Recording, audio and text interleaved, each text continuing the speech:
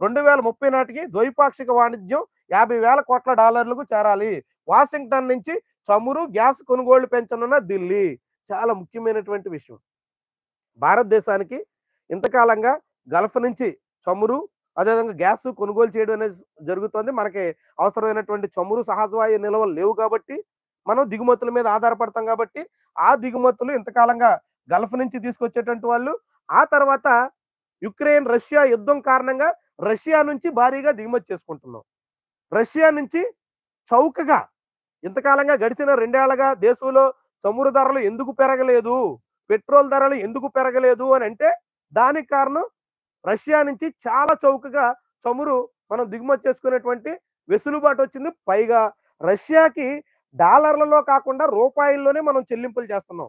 వాళ్ళు రూబుళ్లలో మన సరుకులకి డబ్బులు ఇస్తున్నారు, మనం రూపాయల్లో వాళ్ళకి చెల్లిస్తున్నాం. కాబట్టి డాలర్ విలువ పడిపోతుంది. డాలర్ విలువ పడిపోయినప్పుడల్లా మనం చెల్లించాల్సిన మొత్తం పెరిగిపోతుంది. ఇలాంటి ఎటువంటి సమస్య లేకుండా మన స్థానిక కరెన్సీలోనే రష్యాతో వాణిజ్య వ్యవహారాలు సాగిస్తున్నాం.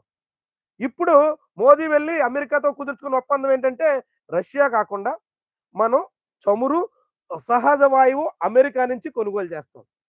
ఎవరికి ఉపయోగం ఇది? అమెరికాకి ప్రయోజనం. నిన్నంతా సోషల్ మీడియాలో ఒక వీడియో వైరల్ చేశారు. ట్రంప్ మోదీ కోసం కుర్చీ లాగుతున్నారు, మోదీ కూర్చోవడానికి ఇంతకన్నా ఇంకా గౌరవం ఎక్కడ ఉంటుందని. అదేనా గౌరవం? అదేనా? కుర్చీ లాగారు కాబట్టి మనం వాళ్ళు ఎక్కడ సంతకాలు పెట్టమంటే అక్కడ సంతకాలు పెడతాం. పని కావాల్సినోడు ఏదైనా చేస్తారు. ఇప్పుడు ట్రంప్‌కి ఇండియాతో పనుంది, మోదీతో పనుంది కాబట్టి నేను కుర్చీ లాగేశారు. వేసి వాషింగ్టన్ నుంచి చమురు, సహజవాయువు కొనుగోలు చేసుకోవడానికి ఒప్పందం కుదుర్చుకున్నారు. ఈ ఒప్పందం ఎక్కడ దారి తీస్తుందో తెలుసా?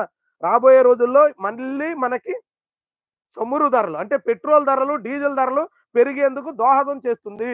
2 ఏళ్లుగా మనకి పెట్రోల్ ధరలు పెరగకుండా కాసింత ఉపశమనంతో మనం కొనసాగలుగుతున్నామంటే దానికి కారణం రష్యా నుంచి వస్తున్నటువంటి చౌక చమురు. ఇప్పుడు రష్యా నుంచి చౌకగా పెట్రోల్ వస్తుంటే దాన్ని తగ్గించేసి అమెరికా నుంచి ఎక్కువ ధర కొనుగోలు చేయడానికి నిన్న ఒప్పందం కుదుర్చుకున్నారు. ఏమవుద్ది దీని ప్రభావం? ఫలితం ఎవరు? చౌక ధరకే ఒకడు అమ్ముతుంటే అబ్బెబ్బే నీ దగ్గర వద్దయ్యా, మేము ట్రంప్ మనుషులు, అమెరికాతోనే మేము కలిసి ఉంటాం కాబట్టి అమెరికా వాళ్ళు మా మీద ఒత్తిడి పెట్టారు కాబట్టి అమెరికాతో ఒప్పందం కుదుర్చుకుని ఎక్కువ ధరకే అమెరికా నుంచి మేము కొనుగోలు చేస్తామని అనడం అంటే దేనికి సంకేతం? ఎక్కువ ధర కొనుగోలు చేస్తారు, బానే ఉంటది. అదన్నీ మళ్ళీ ఆ భారం మళ్ళీ జనమే భరించాల్సి ఉంటుంది. ప్రతి ఒక్కడు తమ జేబుల్లోంచి అదనంగా లీటర్ పెట్రోల్‌కి ఎంత చొప్పునని చెప్పి చెల్లించాల్సిన దుస్థితి రాబోతోంది. ఎవరి కోసం? అమెరికా ప్రయోజనాల కోసం. అమెరికా వాడి లాభాల కోసం. అమెరికా ఇండియా నుంచి ఎక్కువ దిగుమతులు చేసుకుంటుంది. అది సర్వీసులు కావచ్చు, లేకుంటే వస్తువులు కావచ్చు. ముఖ్యంగా ఫార్మా రంగానికి సంబంధించినటువంటి ప్రొడక్ట్స్ మనం ఎక్స్‌పోర్ట్ చేస్తున్నాం. అదేవిధంగా సాఫ్ట్‌వేర్ సర్వీసెస్ మనం ఎక్స్‌పోర్ట్ చేస్తున్నాం. అమెరికా, ఇండియా మధ్య వాణిజ్య లోటు అమెరికాకి ఎక్కువ ఉంటుంది. మనం ఎప్పుడు మిగులులో ఉంటాం.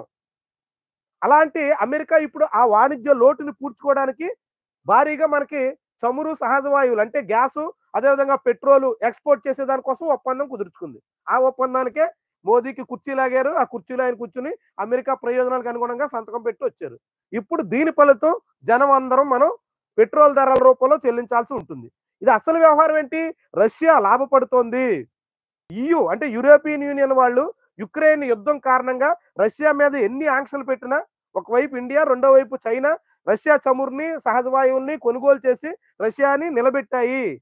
రష్యా అమెరికాను కూడా ఎదుర్కొని నాటో దేశాలన్నింటినీ యుక్రెయిన్‌లో తిప్పి కొట్టడానికి ఒకవైపు చైనా, ఒకవైపు ఇండియా అండగా ఉన్నాయి కాబట్టి ఇప్పుడు ఇండియాని రష్యా నుంచి వస్తున్నటువంటి చమురు తీసుకోకుండా నేరుగా అమెరికా నుంచి ముడి చమురు తీసుకునేలాగా ఒప్పందం కుదుర్చుకుంటున్నారు. ఈ ఒప్పందం కారణంగా రష్యాకి ఎంత నష్టం వస్తుందో తెలియదు కానీ ప్రతి భారతీయుడు అదనంగా చెల్లించాల్సినటువంటి దుస్థితి రాబోతోంది.